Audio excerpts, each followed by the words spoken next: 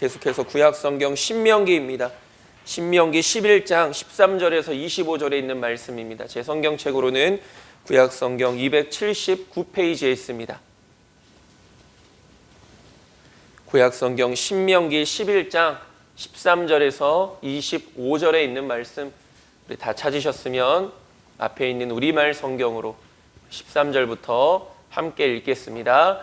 그러니 너희가 오늘 내가 너희에게 주는 그 명령들, 곧 너희 하나님 여호와를 사랑하고 그분을 온 마음과 온 영혼으로 섬기라는 것에 신실하게 순종하면 여호와께서 너희 땅에 때를 맞춰 봄과 가을에 비를 내려주어 너희가 곡식과 새 포도주와 기름을 거두게 하실 것이다.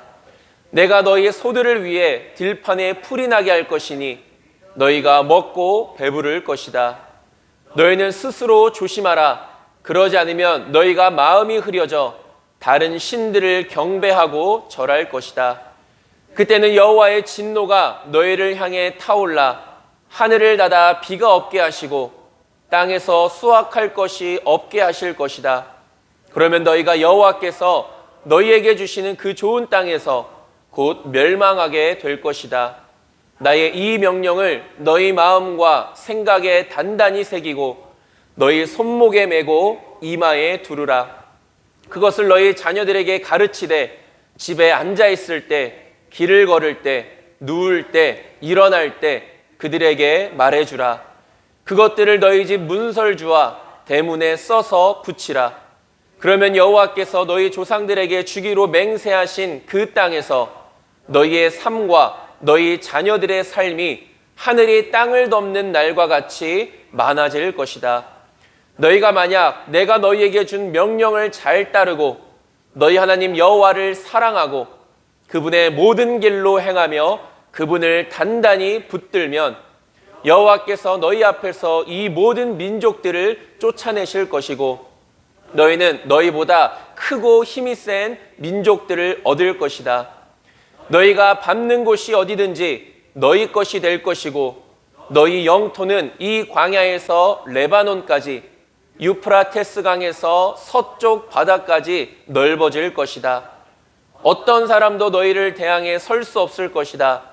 너희 하나님 여호와께서 너희에게 약속하셨듯이 너희가 어디로 가든 온 땅이 너희를 공포와 두려움의 대상으로 생각할 것이다. 아멘. 아멘. 오늘은 나의 이 말을 너희의 마음과 뜻에 두고 라는 제목으로 우리가 이 시간 함께 귀한 은혜를 나누고자 합니다. 지난 한 주간도 우리가 또 지난주에는 비대면으로 인해서 얼굴을 보지 못했습니다. 지지난 한 주도 여러분들 하나님의 말씀과 기도로 승리하셨습니까? 우리는 지난주죠. 내게 요구하시는 것이 무엇이냐라는 제목으로 함께 은혜를 나눴습니다. 모세는 이스라엘 백성들이 하나님께 대하여 지켜야 할 신앙적 의무에 대해서 언급했습니다. 신앙적 의무, 우리가 왜 그 의무를 다해야 되느냐? 우리는 바로 하나님의 은혜로 구원받은 자들이기 때문이다라고 이렇게 이야기하죠.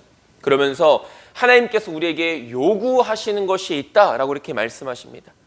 하나님께 대한 믿음이라는 것은 단순히 하나님께 구하는 것뿐만이 아니라 가장 먼저 하나님의 말씀에 귀를 기울이는 것입니다. 믿음은 하나님의 말씀에 귀를 기울이는 것이죠. 그리고 그 이후에 나의 필요를 하나님께 구할 수 있어야 되는 것입니다. 하나님께서 우리에게 무엇을 원하시는지를 겸손히 귀 기울이는 것이 바로 진정한 신앙이라는 것이죠. 하나님께서 우리에게 원하신다는 것은 다른 말로 하면 하나님의 뜻이고 하나님의 명령이라는 것인데, 그렇다면 성경에서 말하고 있는 구체적인 하나님의 뜻, 우리를 향한 하나님의 명령은 무엇이라고 말하고 있을까요? 첫 번째로는 하나님을 경외하는 것이 하나님의 뜻이다라고 이야기합니다. 경외라는 단어의 의미는 하나님을 공경하고 두려워하는 것입니다. 또 다르게 말하면 하나님을 사랑함과 동시에 두려워하는 것이 바로 경외라는 것이죠. 하나님을 경외한다라는 것은 다른 말로 하면 죄를 멀리하는 것입니다. 죄를 멀리하는 것이 하나님을 경외하는 것이죠. 두 번째로 하나님의 뜻은 그의 모든 도를 행하는 것입니다. 하나님께서 우리에게 명령하신 모든 말씀은 다 우리에게 유익한 것들입니다. 그러니까 순종하면, 하나님의 말씀에 순종하면 그 순종함 가운데 하나님의 모든 유익이 우리의 삶 가운데 임하게 된다는 것이죠. 세 번째로는 하나님을 사랑하는 것입니다. 잘 알고 있듯이 하나님을 사랑하는 것은 그의 계명을 지키는 것이죠. 그리고 마지막으로 마음을 다하고 뜻을 다하여 내 하나님 여호와를 섬기라라고 이렇게 명령하고 계십니다. 이것은 우리의 모든 것을 다하여서 하나님을 사랑하라는 것입니다. 이것이 바로 하나님의 뜻, 우리에게 요구하시고 우리가 마땅히 감당해야 될 우리의 의무다라고 이렇게 말씀을 나눴었습니다. 오늘 본문은 우리가 앞에서 계속 하나님의 복에 대해서 말씀을 살펴보지 않았습니까? 그렇다면 오늘 본문은 하나님의 복이 구체적으로 우리에게 어떠한 모습으로 나타나는지를 잘 설명해 주고 있는 말씀입니다. 함께 살펴보면서 이런 하나님의 복, 구체적인 복들이 저와 여러분들의 삶에 날마다 가득 넘쳐날 수 있게 되기를 간절히 소망합니다. 첫 번째로 우리는 하나님의 복이라는 것을 살펴보기 이전에 가장 먼저 하나님의 명령이 무엇인지에 대해서 살펴볼 수 있어야 됩니다. 성경은 우리에게 분명히 말합니다. 하나님의 복을 이야기하지만 그 복을 이야기하기 전에 가장 먼저 하나님의 말씀에 대해서 설명하고 있다는 것이죠. 무슨 의미입니까? 하나님의 말씀에 순종해야만 이러한 복이 우리에게 임하게 된다는 것입니다. 그래서 하나님의 복을 이야기하기 전에 가장 먼저 하나님의 말씀, 그 말씀의 순종에 대한 것을 먼저 설명하고 있다는 것이죠. 모세는 오늘 본문에서도 다시 한 번 더 하나님의 명령에 대해서 언급하고 있습니다. 그만큼 모세가 백성들을 향하여 무엇을 힘있게 강조하고 있는지, 그리고 오늘을 살아가는 우리들에게도 너무나도 당연한 이야기지만 하나님의 뜻이 무엇이고 그리고 그 뜻대로 힘써 살아가는 것이 바로 하나님의 자녀, 하나님의 백성들의 마땅한 삶이라는 것을 잘 보여주고 있는 것이죠. 하나님의 백성으로 살아간다는 것은 하나님의 뜻대로 살아가는 것입니다. 내 마음대로 살아가면서 하나님의 백성이라고 말하지 않습니다. 내 뜻대로 살아가면서 하나님의 자녀라고 감히 고백하지 않습니다. 하나님의 자녀란, 하나님의 백성이란 하나님의 뜻을 알고 그 뜻대로 살아가는 자들을 하나님의 백성, 자녀라고 이야기하는 것이죠. 다시 한번 더 말씀을 드리지만 하나님을 믿는다는 것은 하나님이 어떤 분이신지를 바르게 아는 것을 의미합니다. 그러니까 우리가 신앙생활을 잘하고 싶다 흔히 이렇게 이야기하죠. 신앙생활을 제대로 하고 싶다 이렇게 이야기합니다. 그렇다면 그 신앙생활을 잘하고 제대로 하기 위해서 우리가 가장 힘써야 될 것, 가장 먼저 힘써야 될 것은 바로 하나님이 어떤 분이신지를 바로 아는 일에 힘쓸 수 있어야 됩니다.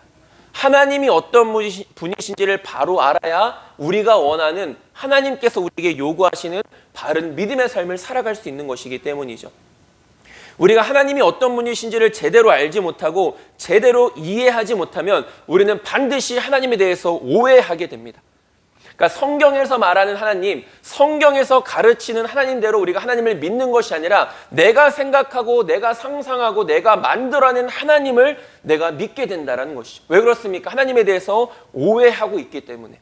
그리고 그 오해, 하나님에 대한 오해는 결국 우리 스스로가 잘못된 길로 가게 되는 근본적인 원인이 되어지는 것이죠. 우리가 하나님에 대해서 때로는 실망하고 원망하는 이유가 무엇입니까? 하나님을 바르게 이해하지 못하기 때문입니다. 우리의 인생에 있어서 우리가 원하는 일만 우리가 경험하며 살아갈 수는 없습니다. 때로는 우리가 원치 않은 일들까지도 우리는 경험하며 살아간다는 것이죠. 그것을 우리는 고난이라고 이야기하기도 하고 역경이라고 이야기하기도 합니다.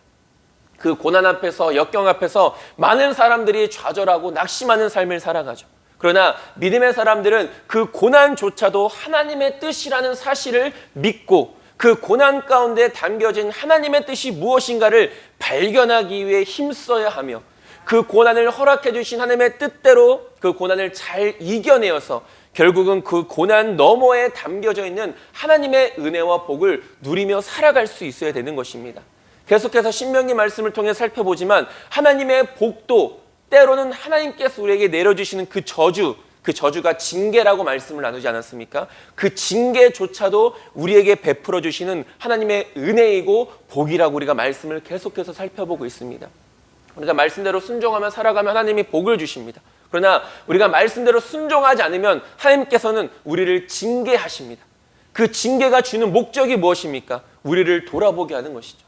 그 죄악된 길에서 돌아서게 하시기 위한 하나님의 선하신 뜻이기 때문에 그 징계조차도 결국은 우리에게 베풀어 주신 하나님의 은혜이고 복이라는 사실입니다.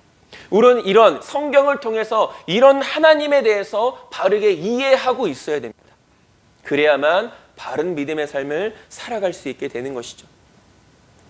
하나님을 바르게 이해하지 못하는 것, 우리가 하나님을 바르게 이해한다면 우리에게 주어지는 그 어떠한 상황도 우리는 하나님의 선하신 뜻으로 받아들일 수 있게 되는 것입니다. 신앙생활에 있어서 가장 중요하고 반드시 필요한 것은 하나님을 바르게 아는 것입니다. 하나님을 알되 겉으로만 아는 것이 아니라 대강 아는 것이 아니라 바르게 알아야 된다는 것입니다. 하나님을 바르게 알지 못하고서는 신앙생활이 온전해질 수가 없는 것입니다. 호세아서를 가끔 자주 예로 들지만 호세아 선지자가 백성들에게 외쳤던 것이 무엇입니까? 여호와를 알자, 힘써 여호와를 알자였습니다. 그들은 하나님의 백성, 소위 선민이라는 선민의식, 선민사상은 굉장히 강하게 가지고 있었습니다. 우리는 하나님께로부터 구원받은, 택함받은 특별한 백성들이다. 그 선민사상이 엄청나게 강했던 백성들이었죠. 그러나 아이러니하게도 그들은 하나님을 알지 못했습니다. 얼마나 아이러니합니까? 우리가 하나님을 안다, 우리가 하나님을 믿는다고 말합니다. 하나님을 믿는다고 고백하자, 하나님을 사랑한다고 고백합니다. 그러나 우리는 그 사랑과 하나님을 믿는다라고 말하는 그 고백과 정비례해서 하나님을 바르게 알고 있습니까? 하나님을 믿는다는 것과 또한 하나님을 바르게 아는 것과는 다를 수가 있다는 것이죠. 하나님을 바르게 알지 못하고서는 신앙생활이 온전해질 수가 없는 것인데, 그렇기 때문에 저와 여러분들은 하나님을 아는 일에 힘쓰는 자들이 될 수 있게 되기를 간절히 소망합니다. 우리 하나님을 무엇을 통해서 알 수 있습니까? 잘 알고 있는 것처럼 가장 먼저 성경, 말씀을 통해서 우리는 하나님을 알 수 있습니다. 그리고 그 말씀을 배우고 또한 가르치는 일도 우리가 힘쓸 수 있어야 되는 것이죠.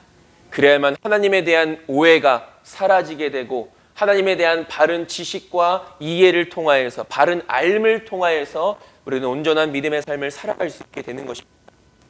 하나님을 아는 일에 힘쓰는 것, 그것이 바로 믿음인 것입니다. 믿음의 삶이 더하면 더해질수록 우리는 하나님에 대한 올바른 지식으로 풍성해져 가는 것입니다. 그리고 하나님을 향한 올바른 지식의 풍성함은 곧 하나님께서 허락해 주시는 은혜의 풍성함을 의미하는 것이죠. 저와 여러분들 정말 하나님의 은혜를 풍성히 누리며 살아가길 원하십니까? 그렇다면 하나님을 아는 지식이 더욱더 풍성해지실 수 있게 되길 소망합니다. 하나님을 아는 지식이 풍성할수록 우리는 더욱더 풍성한 하나님의 은혜를 누리게 되는 것이죠. 모세는 오늘 본문에서도 하나님의 명령을 지키되 마음과 뜻을 다하여 지키라고 권면합니다. 지지난주 말씀에서도 살펴봤지만 하나님의 뜻은 여러 가지로 설명될 수 있습니다. 우리에게 요구하시는 것, 하나님을 경외하는 것, 그분의 말씀대로 행하는 것, 사랑하는 것, 진심을 다해서 전심을 다해서 사랑하는 것, 이렇게 여러 가지로 설명되고 있죠. 그러나 이 모든 것들을 단 한 단어로 정리할 수 있는데 그것은 바로 사랑이라는 것입니다. 하나님을 경외하는 것도, 하나님의 말씀대로 살아가는 것도, 힘써 사랑하고 그 말씀을 마음과 뜻과 힘과 정성을 다해서 지키는 것, 그 모든 것들을 사랑이라는 단어 하나로 표현할 수 있다는 것이죠. 그 모든 것들을 압축할 수 있다는 것입니다. 우리는 하나님을 사랑하되 우리의 모든 것을 다하여서 사랑할 수 있어야 됩니다. 왜 그렇습니까? 하나님의 사랑이, 우리를 향한 하나님의 사랑이 바로 그러한 사랑이었기 때문인 것이죠. 하나님의 사랑은, 우리를 향한 하나님의 사랑은 어떤 사랑이었습니까? 독생자도 아낌없이 내어놓으시는 아가페 사랑이었습니다. 무조건적인 사랑이었던 것이죠. 그 사랑으로 인해서 우리는 그 사랑에 힘입어 지금 이 은혜의 자리에 나올 수 있게 된 것입니다. 요한일서 4장 9절은 말합니다. 하나님의 사랑이 우리에게 이렇게 나타난 바 되었으니 하나님이 자기의 독생자를 세상에 보내심은 그로 말미암아 우리를 살리려 하심이라 라고 말합니다. 독생자가 의미하는 것이 무엇입니까? 하나밖에 없다라는 것을 의미합니다. 하나님께서는 단 하나밖에 없는 예수님을 우리를 위해, 그것도 의인들이 아니라 죄인들을 살리시기 위해 내어주셨다라는 것이죠. 그것이 사랑입니다. 또한 예수 그리스도를 닮아가는 그리스도인의 모습 속에서도 이러한 사랑이 당연하게 나타날 수 있어야 되는 것이죠. 왜 그렇습니까? 믿음, 성화, 성숙, 이 모든 것들은 결국은 하나님의 형상을 회복해 나가는 것이기 때문입니다. 죄로 말미암아 잃어버렸던 그 하나님의 형상, 그것이 다시금 회복되어지는 것이 성화이고 성숙인 것이죠. 그리스도인이라는 것은 다른 것이 아닙니다. 그냥 교회 다니니까 그리스도인이라는 칭호가 붙는 것이 아니라 예수님의 모습이 이 세상에 속해 있는 나의 모습, 나의 삶 속에서 세상 사람들에게 증거되는 것입니다. 우리는 교회에만 머무르는 사람들이 아닙니다. 교회에서만 신앙생활하는 사람들이 아닙니다. 이곳에서의 믿음과 이곳에서의 신앙이 세상 밖에서도 그대로 드러날 수 있어야 되는 것이죠. 우리는 세상에 속해 살아갑니다. 그러나 우리는 정확하게 우리가 이것을 분별할 수 있어야 되죠. 우리는 세상과는 구별되어진 사람들이다. 세상에 속해 있지만 세상과는 구별된 사람들이다. 무슨 말입니까? 우리는 이 세상을 부정할 수 없습니다. 우리가 살아가는 이 현실 자체를 부정할 수는 없는 것이죠. 그러나 이 죄악된 세상 속에서 우리는 다르게 살아갈 수는 있다는 것이죠. 그 다르게라는 게 어떻게 입니까? 하나님의 뜻대로 살아가는 것. 이것이 바로 진짜 그리스도인이라는 것입니다. 세상 속에서 세상 사람들이 저와 여러분들의 삶을 보고 이 땅에 세워진 교회들을 보고 하나님을 볼 수 있어야 되고 예수님을 볼 수 있어야 된다는 것입니다. 그것이 교회의 사명이고 그리스도인의 사명이라는 것이죠. 하나님 앞에 영광 올려드리는 것. 우리는 그리스도의 편지와 향기로서의 사명을 온전히 감당해낼 수 있어야 됩니다. 그러면서 오늘 본문에서 모세가 하나님의 복이 어디에서부터 나오는 것이라고 이야기합니까? 바로 하나님의 말씀에서부터 나오는 것이다 라고 이야기합니다. 진정 하나님의 복이 저와 여러분들의 삶에 가득 넘쳐나기를 원하십니까? 그렇다면 하나님의 말씀을 굳게 붙드는 자들이 될 수 있게 되길 소망합니다. 왜냐하면 말씀이 없는 복은 없기 때문입니다. 성경은 우리에게 분명히 말합니다.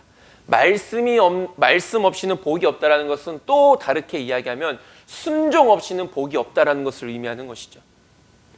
그렇다면 하나님의 말씀을 굳게 붙드는 자들, 그리고 그 하나님의 말씀에는 이 두 가지가 담겨져 있습니다. 첫 번째로는 구원이 담겨져 있다는 것이죠. 하나님의 말씀에는 구원이 있습니다. 에베소서 1장 13절은 말합니다. 그 안에서 너희도 진리의 말씀, 곧 너희의 구원의 복음을 듣고 그 안에서 또한 믿어 약속의 성령으로 인치심을 받았으니 라고 이렇게 이야기합니다. 그 말씀이 뭐라고 말합니까? 복음의 구원이다 라고 이렇게 이야기하고 있죠. 구원은 곧 생명입니다. 구원을 얻는다는 것은 참된 생명을 얻는 것과 같은 것입니다. 죽음과 사망의 자리에서 구원과 생명의 자리로 옮겨지는 것이 바로 구원인 것이죠. 그렇기 때문에 하나님의 말씀을 듣고 믿는 자에게는 영원한 생명이 약속되어지는 것입니다. 또한 하나님의 말씀에는 복이 있습니다. 요한계시록 1장 3절은 말합니다. 이 예언의 말씀을 읽는 자와 듣는 자와 그 가운데 기록한 것을 지키는 자는 복이 있나니 때가 가까움이라 라고 말합니다. 하나님의 말씀 자체에 복이 있습니다. 그러나 중요한 것은 무엇입니까? 그 복을 얻기 위해서는 읽고 듣고 기록된 대로 지켜 행할 수 있어야 된다는 것이죠. 하나님의 말씀이 나에게 복이 되기 위해서는. 그렇기 때문에 진정으로 하나님의 복을 바라면서도 하나님의 말씀을 가까이 하지 않는 자만큼 어리석은 자가 없다라는 것이죠. 어느 누구나 복을 바라지 않습니까? 우리는 하나님 앞에 나와서 얼마나 많이 하나님의 은혜를 구하고 복을 구하며 살아갑니까? 예전에도 말씀을 나눴지만 물론 우리가 기도를 통해서도 하나님의 은혜를 받을 수 있지만 복을 받을 수 있지만 성경에서 정확하게 그 복을 받는 방법이 무엇이라고 말합니까? 청종하라는 것입니다. 청종하라는 것은 듣고 행하라는 것입니다. 하나님의 말씀을 듣고 행하는 자에게 복이 임하는 것이죠. 열심히 기도는 합니다. 그런데 정작 내 삶 속에서 하나님의 말씀에 대한 순종이 없으면 그 기도는 내 평생을 두고 하는 기도를 할지라도 하나님의 복이 결코 임할 수가 없게 된다는 것이죠. 하나님의 복을 받는 가장 확실한 방법은 하나님의 말씀에 순종하는 것입니다. 그렇기 때문에 오늘 모세도 다시 한 번 더 계속해서 반복적인 이야기 아닙니까? 오늘 본문에서 또 하는 이야기가 무엇입니까? 그만큼 중요한 이야기이기 때문이죠. 순종 없이는 복도 없는 것입니다. 하나님의 말씀에 대한 순종은 하나님의 당연한 뜻이기 때문에 우리는 이를 기쁨으로 따를 수 있어야 되죠. 억지로 하는 순종은 하나님도 기쁘시게 할 수 없습니다. 내 자신도 기쁠 수가 없는 것이죠. 그러나 하나님의 은혜에 감격하여 우리가 자발적으로 기쁨으로 순종할 때 그 순종이 하나님을 기쁘시게 하고 내 자신도 기쁘시게 할 수 있다는 것이죠. 저나 여러분들이나 그것을 정말 잘 경험해 보시지 않았습니까? 억지로 하는 순종과 정말 내가 하고 싶어서 기쁨으로 하는 순종이 전혀 다르다라는 것을. 복 자체가 목적이 되는 순종은 진정한 순종이 될 수 없습니다. 복을 받기 위해서 순종하는 것은 진짜 순종의 모습이 아니라는 것이죠. 그것은 목적을 가지고 순종하는 것입니다. 그러나 하나님께 대한 순종은 어떤 목적을 가지고 하는 순종이 아닙니다. 기쁨으로 자발적으로 그저 하나님의 은혜에 감사하여서 드리는 순종이 될 수 있는 것이죠. 저와 여러분들은 기쁨으로 하나님의 뜻에 순종하는 자들이 되기를 간절히 소망합니다. 그리고 그 마땅히 기쁨으로 순종하는 가운데 하나님께서 약속하신 은혜와 복을 더욱더 풍성히 누리는 자들이 될 수 있게 되기를 간절히 소망합니다. 이렇게 모세는 구체적인 하나님의 복이 무엇인가 말하기 이전에 가장 먼저 너희는 하나님의 말씀 앞에 기쁨으로 순종하라를 먼저 말하고 있다는 것이죠. 그렇다면 두 번째로 그 순종에 따르는 구체적인 복들이 무엇이냐 하는 것이죠. 모세는 복이 하나님의 말씀에 있다라고 이렇게 설명하면서 구체적으로 하나님께서 어떠한 복을 내려주시는지에 대해서 언급하는데 크게 네 가지를 설명하고 있습니다. 너희들이 하나님의 말씀 앞에 이렇게 순종하면 구체적인 하나님의 복이 이렇게 임하게 될 것이다 라고 말하고 있다는 것이죠. 그 첫 번째 복은 바로 장차 이스라엘 백성들이 정착하게 될 그 가나안 땅에서 이른 비와 늦은 비를 내려주신다라는 것입니다. 여기서 이른 비라는 것은 오늘날로 말하면 10월과 11월에 내리는 비입니다. 그리고 늦은 비는 3월과 4월에 내리는 비죠. 그러니까 이 이른 비와 늦은 비는 각각 이 파종기와 추수기에 내리는 비를 의미합니다. 그러니까 이른 비가 내리는 때는 파종기고 늦은 비가 내리는 때는 추수기라는 것이죠. 3월과 4월, 10월과 11월, 3월과 4월에 내리는 비를 각각 이른 비와 늦은 비라고 이야기하는데 이는 각각 파종기와 추수기에 내려서 파종과 결실에 결정적인 도움을 주는 비를 말하는 것이죠. 비야 당연히 중요하고 물이 당연히 중요하다는 걸 잘 알지 않습니까? 그러나 이 가나안 땅의 그 환경을 생각해 봤을 때 그만큼 이 비가 얼마나 중요한 것인지를 잘 나타내 주고 있는 말씀인 것이죠.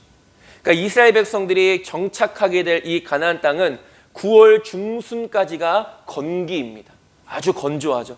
그래서 파종기 이전의 땅은 굉장히 메말라져 있습니다. 건기이기 때문에. 그래서 파종기에 이른 비가 내리지 않으면 그 땅은 계속 말라 있을 수밖에 없고 아무리 좋은 씨를 뿌려도 그들이 원하는 열매를 얻을 수가 없게 된다는 것이죠. 그래서 이 이른 비가 굉장히 중요한 것입니다. 절대적인 농사를 짓는 데 있어서 이른 비가 절대적으로 중요한 것이었던 것이죠. 또한 늦은 비는 이 건기가 시작될 무렵인 3, 4월에 내리는 비로서 곡물의 성장에 절대적으로 필요한 비입니다. 이스라엘 백성들이 들어가게 될 이 가나안 땅은 10월 말부터 이 우기가 시작되어서 3월 달까지 계속 되어지긴 하지만 그 강수량이 매우 적습니다. 그렇기 때문에 이 3월과 4월에 내리는 이 늦은 비가 소나기처럼 내려줘야만 좋은 열매를 결실을 맺을 수 있게 된다라는 것이죠. 그렇기 때문에 건기가 시작될 무렵에는 많은 비를 동반하는 거의 소나기와 같은 늦은 비가 반드시 필요했던 것입니다. 파종기 때 내려야 될 비, 추수기 때 내려야 될 비가 바로 이른 비와 늦은 비인 것이죠. 그러니까 하나님께서는 바로 이 이른 비와 늦은 비를 적당한 때에 내려주신다라고 이렇게 말씀합니다. 이것은 무슨 말입니까?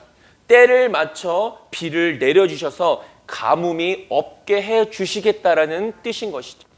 이른 비와 늦은 비를 때에 맞게 내려줘서 너희들이 그 땅 가운데서 결코 가뭄이 없게 풍성한 결실을 맺어서 그것으로 너희가 배부르고 먹게 내가 복을 주겠다 이렇게 약속하고 있다는 것입니다. 오늘 15절에도 말하지 않습니까? 적당한 때에 내려주시는 비를 통하여 각축을 위한 풀을 자라나게 하시고 걷어들인 수확물을 통하여 배부르게 해주시겠다라고 말씀하시죠. 즉 우리가 하나님의 말씀에 순종할 때 우리의 먹고 사는 일, 의식주의 문제를 하나님께서 책임져 주시겠다라는 말씀인 것이죠. 그렇기 때문에 우리에게 가장 먼저 필요한 것은 어떻게 먹고 살까에 대한 걱정과 근심이 아니라 어떻게 하면 하나님의 말씀에 온전히 순종할 수 있을까에 대한 고민이 먼저 있어야 된다는 것입니다. 마태복음 6장 31절과 33절은 말합니다. 그러므로 염려하여 이르기를 무엇을 먹을까 무엇을 마실까 무엇을 입을까 하지 말라. 이는 다 이방인들이 구하는 것이라. 너희 하늘 아버지께서 이 모든 것이 너희에게 있어야 할 줄을 아시느니라. 그런즉 너희는 먼저 그의 나라와 그의 의를 구하라. 그리하면 이 모든 것을 너희에게 더하시리라 라고 말합니다. 하나님께서는 분명 우리의 필요를 아시는 분이십니다. 우리의 머리카락까지도 세시는 분이시다라는 것은 우리의 모든 것을 아신다라는 것을 의미하는 것이죠. 그런 하나님께서 우리의 필요를 모르셔서 우리가 정말로 무언가를 필요로 할 때 그것을 주시지 않는 분이시겠습니까? 합당한 때에 합당한 것을 우리에게 허락해 주시는 하나님이시라는 것이죠. 그래서 우리가 필요한 것을 가장 적절한 때에 허락해 주시는 능력의 하나님이신 것입니다. 그런데 우리는 이런 하나님을 신뢰하지 못할 때가 너무나도 많습니다. 아니 거의 대부분입니다. 어떻게 보면은 여기서 예수님께서도 말씀하시지 않습니까? 무엇을 먹을까 마실까 입을까 염려하지 말고 너희는 먼저 그의 나라와 그의 의를 구하라고 말씀하십니다. 하나님의 뜻이 이 땅 가운데 이루어지기 위해서 먼저 기도하라는 것이죠. 그런데 우리의 기도는 어떻습니까? 우리의 기도의 대부분 어떻습니까? 무엇을 먹을까 마실까 입을까에만 초점이 맞춰져 있다는 것이죠. 정말 이 기도를 통하여서 하나님의 뜻이 이 땅 가운데 이루어지고 우리의 교회를 통하여 나의 연약한 삶을 통하여서도 어떻게 하면 하나님 앞에 영광을 올려드릴까를 위해서 기도하는 것이 아니라 여전히 우리의 기도의 초점은 세상 것에 맞춰져 있다는 것이죠. 어쩌면 인간의 연약함 가운데서 나오는 당연한 모습일 수 있습니다. 그러나 결코 하나님께서 기뻐하시는 믿음의 모습은 아니라는 것이죠. 우리는 하나님께서 우리의 모든 것을 책임져 주시는 아버지이심을 확신할 수 있어야 됩니다. 그것이 믿음인 것이죠. 하나님의 말씀에 순종하며 살아가는 자들이 바로 때에 따라 적당한 비를 내려주시는 하나님의 복을 경험할 수 있게 되는 것입니다. 저와 여러분들 하나님의 말씀에 온전히 순종하는 자들이 될 수 있게 되길 소망합니다. 하나님께서 반드시 우리의 필요를 채워주십니다. 두 번째 복은 하나님께서 약속하신 그 땅에서 장수하게 된다라는 것입니다. 지난번에도 말씀을 통해 나눴지만 장수한다는 것은 단순히 오래 산다는 것을 의미하는 것이 아니라 하나님의 은혜를 기쁨으로 누리는 것을 말하는 것이죠. 하나님께서 허락하신 복을 누리는 자만큼 복된 사람은 없을 것입니다. 특별히 본문에서 모세는 이렇게 말합니다. 하늘이 땅을 덮는 날과 같으리라 라고 이렇게 이야기하죠. 이 말은 이 세상 끝날까지 또는 오랜 세월 동안이라는 뜻입니다. 영원이라는 것이죠. 하나님께서는 하나님의 말씀에 순종하며 살아가는 자들에게 그 은혜와 복을 영원히 누릴 수 있도록 약속해 주셨다는 것입니다. 어느 잠깐 순간뿐만이 아니라 영원토록 우리의 육신의 장막이 다하는 그날까지, 아니 그 넘어서 우리가 곧 가게 될 천국에서까지 영원토록 그 은혜와 복을 약속해 주신다는 것이죠. 하나님께서는 영원히 존재하시는 분이십니다. 그렇기 때문에 가능한 것이죠. 또한 그 약속하신 말씀을 영원토록 지키시는 분이십니다. 하나님이시기 때문에 또한 가능한 것이죠. 하나님의 복이라는 것은 세상에서 우리의 육체가 누리는 유익함이라는 뜻도 있지만 가장 근본적인 것은 하나님과 동행하는 것을 의미합니다. 우리가 물질을 풍요도 하나님의 복입니다. 건강도 하나님의 복이고 우리가 이 세상 속에서 승리하며 성공하며 살아가는 것도 우리가 하나님 앞에서 합당한 삶을 살아갔을 때 내려주시는 복이 된다라는 것이죠. 그러나 성경에서 말하는 복은 단순히 그것만을 의미하는 것이 아닙니다. 근본적인 복이 있다라는 것이죠. 그것은 부가적인 복들입니다.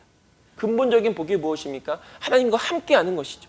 하나님과 동행하는 삶을 살아가는 것이 진짜 성경에서 말하는 복이고 우리는 그런 복을 추구할 수 있어야 되는 것입니다. 우리는 아브라함 하면 많은 것들을 떠올리지만 그 중에서도 육신의 큰 복을 받는 것을 가장 먼저 생각합니다. 하지만 아브라함이 누렸던 복이라는 것은 단순히 그가 큰 부자가 되었다는 것을 의미하는 것이 아니라 그의 삶이 하나님과 동행하는 삶이었다는 것을 의미하는 것이죠. 그의 삶이 하나님과 동행하는 삶 속에서 하나님께서 부가적으로 주시는 복을 또한 아브라함은 누렸던 것이죠. 진짜 복은 하나님과 함께 있던 것입니다. 우리는 이 진정한 복을 날마다 바라고 구할 수 있어야 됩니다. 언제나 우리의 삶이 하나님과 동행하는 삶이 되기를 소망해야 된다는 것이죠. 그리고 하나님께서는 그렇게 하나님을 사랑하고 찾는 자들과 영원토록 함께 하시겠다라고 약속하셨습니다. 중요한 것은 무엇입니까? 우리가 바랄 수 있어야 됩니다. 내가 정말 하나님과 영원히 함께 하고 싶다라고 우리가 소망할 수 있어야 되죠. 왜 그렇습니까? 하나님은 하나님을 찾는 자들에게 만나주시는 분이시기 때문이죠. 마태복음 1장 23절은 말합니다. 보라, 처녀가 잉태하여 아들을 낳을 것이요 그의 이름은 임마누엘이라 하리라 하셨으니 이를 번역한즉 하나님이 우리와 함께 계시다 함이라 라고 말합니다. 하나님이 우리와 함께 계시는 것. 예수님도 말씀하십니다. 요한복음 14장 16절에서 내가 아버지께 구하겠으니 그가 또 다른 보혜사를 너희에게 주사 영원토록 너희와 함께 있게 하리니 라고 말합니다. 우리에게 보혜사 성령님을 보내주시겠다고 말합니다. 그 예수님 하늘로 승천하셔서 지금 하나님의 우편에 앉아 계시죠.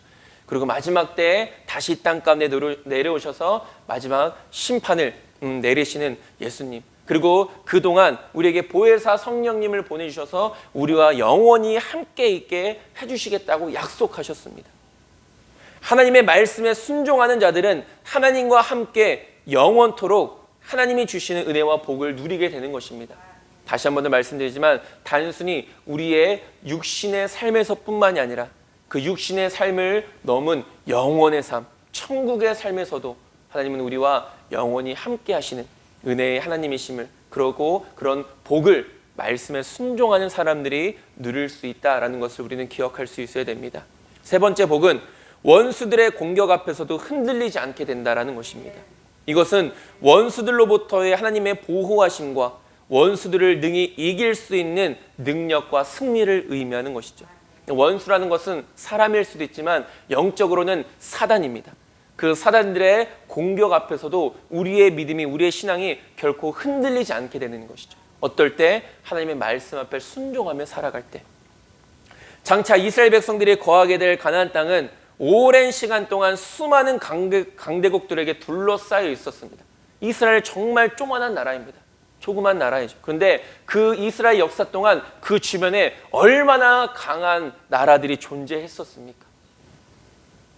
그로 인하여 많은 강한 나라들의 침략을 받기도 했습니다. 실제로는 멸망당하기까지 했었죠. 물론 그 침략이라는 것이 우리가 영적으로 봤을 때 분명 죄를 범한 이스라엘 백성들을 향한 하나님의 심판이었음을 성경은 이야기합니다. 그냥 아무런 이유 없이 그냥 적군들이 쳐들어온 것이 아닙니다. 침략당한 것이 아닙니다. 하나님의 뜻 안에서 이루어진 것들이라는 것이죠. 왜? 죄악 때문에, 백성들의 죄악 때문에. 하나님께서는 그 주변에 있는 나라들을, 이 백성들을 깨닫게 하고 징계하시기 위한 하나님의 심판의 도구로 사용하셨다라는 것입니다. 실제로 이스라엘 백성들이 하나님의 말씀대로 순종할 때는 오랜 시간 동안 평화가 임했습니다. 말씀에 순종할 동안에는 평화가 임했다라는 것이죠. 그러나 이스라엘 백성들이 하나님을 버리고 우상을 섬기는 죄를 범할 때는 반드시 주변 나라들로부터의 침략으로 인해서 고통을 받게 됩니다.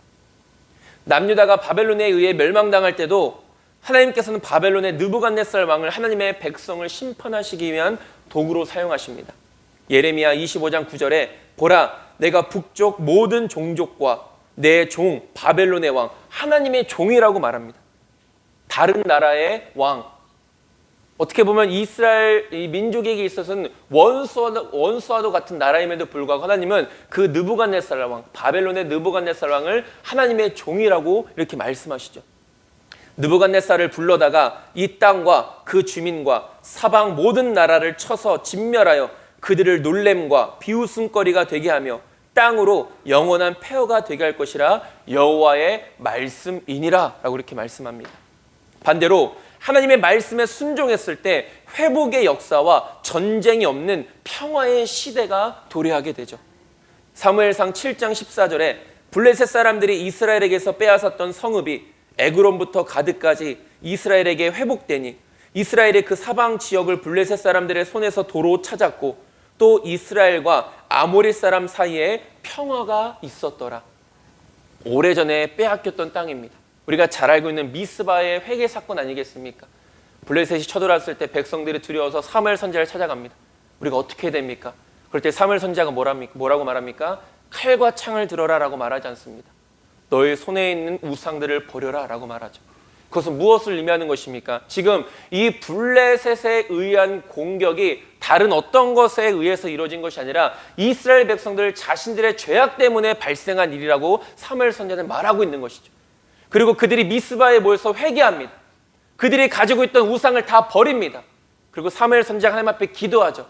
그럴 때 그 블레셋을 이길 수 있었고 빼앗겼던 땅을 다시 찾을 수 있었고 오랜 시간 동안 평화가 임할 수 있었던 것입니다. 평화가 무엇입니까? 전쟁이 없는 것을 의미합니다. 싸움이 없는 것을 의미하죠. 그것이 어떻게 나타납니까? 말씀에 순종할 때 임하게 된다는 것이죠. 저와 여러분들의 삶과 가정과 직장과 모든 곳에서의 진정한 평화가 있기를 원하십니까? 그렇다면 힘써 하나님의 말씀에 순종할 수 있게 되길 소망합니다. 하나님의 말씀에 순종할 때 평화가 반드시 임하게 되는 것입니다. 바로 이 평화가 말씀에 순종할 때 누리는 복이다 라고 이렇게 말하죠. 마지막 복은 대적들이 두려워하게 된다라는 것입니다. 다윗이 이스라엘의 왕이 되었을 때 주변에 있던 많은 나라들이 이스라엘이라는 나라를 두려워합니다. 다윗 왕을 두려워하죠. 왜? 너무나도 강하기 때문에. 전쟁에서 패하지 않는 그였기 때문이죠. 그러나 이것은 단순히 다윗의 능력 자체를 두려워했다기보다는 다윗에게 힘과 능력을 주시는 하나님을 두려워했던 것입니다.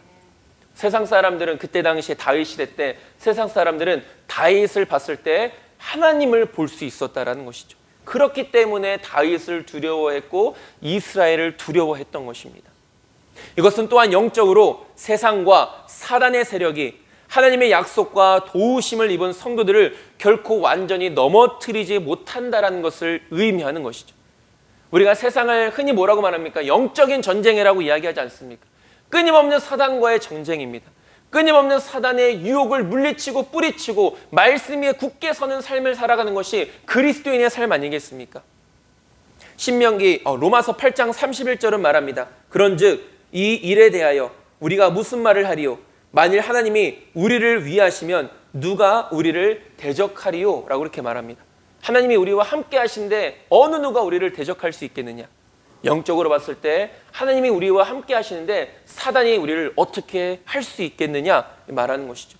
신명기 28장 7절에 여호와께서 너를 대적하기 위해 일어난 적군들을 내 앞에서 패하게 하시리라. 그들이 한 길로 너를 치러 들어왔으나 내 앞에서 7길로 도망하리라 라고 말합니다. 적군들이 한 길로 쳐들어옵니다. 그런데 도망갈 때는 7길로 도망간다는 것이죠. 무슨 말입니까? 이 히브리 사람들에게 있어서 숫자 7은 완전함을 의미합니다. 왔다가 완전하게 패하여 도망쳤다라는 것을 의미하는 것이죠. 하나님이 함께 하실 때, 하나님이 지켜주실 때 그렇게 된다라는 것입니다. 하나님의 자녀들을 지켜주시는 하나님의 역사하심으로 적군들, 사단의 세력들은 두려워 떨 수밖에 없는 것이죠. 그렇기 때문에 우리는 사단을 두려워할 필요가 없다라는 것이죠. 우리는 사단을 두려워합니다. 그러나 사단이 우리를 두려워하게 만들 수 있어야 된다는 것입니다. 그것이 어떤 삶입니까? 말씀에 순종하는 삶이라는 것이죠. 사단이 아무리 우리를 넘어뜨리고 공격하려고 해도 말씀 위에 바로 선 사람, 하나님의 말씀에 온전히 순종하는 사람은 사단을 두려워하는 사람이 아니라 오히려 사단의 두려움의 대상이 된다는 것이죠. 결코 넘어뜨리려 해도 넘어뜨릴 수 없는, 세상이 이길 수 없는 믿음의 삶을 살아가게 된다는 것입니다. 저와 여러분들은 힘써 하나님의 말씀에 순종함으로 사단의 웃음거리가 아니라 사단이 왔다가 두려워 완전히 도망가는, 사단에게는 두려움의 대상이 되는 이런 복을 누리는 자들이 될 수 있게 되길 소망합니다. 이런 복은 말씀에 순종할 때 우리에게 임하는 것입니다. 말씀을 정리하겠습니다. 복이라는 것은 하나님의 말씀으로부터 오는 것입니다. 하나님의 말씀이 없는 삶과 그 말씀에 순종하지 않는 삶에는 하나님의 복이 결코 임할 수 없습니다. 백날 첫날 내 인생을 다 걸어 하나님 앞에 기도한다 할지라도 복이 임할 수 없다라는 것이죠. 진정으로 하나님의 복을 누리시길 원하십니까? 그렇다면 힘써 하나님의 말씀에 순종하시길 바랍니다. 마음과 뜻과 힘과 정성을 다해서 하나님의 말씀을 사랑하시길 바랍니다. 그럴 때 때에 따라 합당한 은혜를, 하나님의 은혜 안에서의 영원한 기쁨과 평화를, 하나님의 보호하심과 대적으로부터의 두려움의 대상이 되는 이런 놀라운 복을 우리가 날마다 누리며 살아갈 수 있게 되는 것이죠. 이번 한 주도 저와 여러분들 진정으로 힘써 하나님의 말씀에 순종함으로 이러한 복이 차고 넘치는 귀한 한 주가 저와 여러분들의 삶이 될 수 있게 되기를 주님의 이름으로 축원드립니다. 기도하겠습니다. 하나님, 우리는 복을 이야기합니다. 그러나 그 복 이전에 하나님의 말씀이 있고 순종이 있어야 함을 잊지 않게 하여 주시옵소서.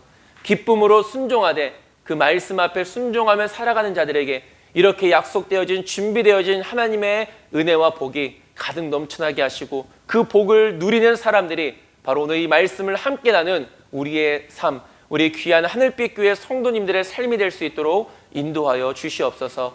예수님의 이름으로 기도드립니다. 아멘.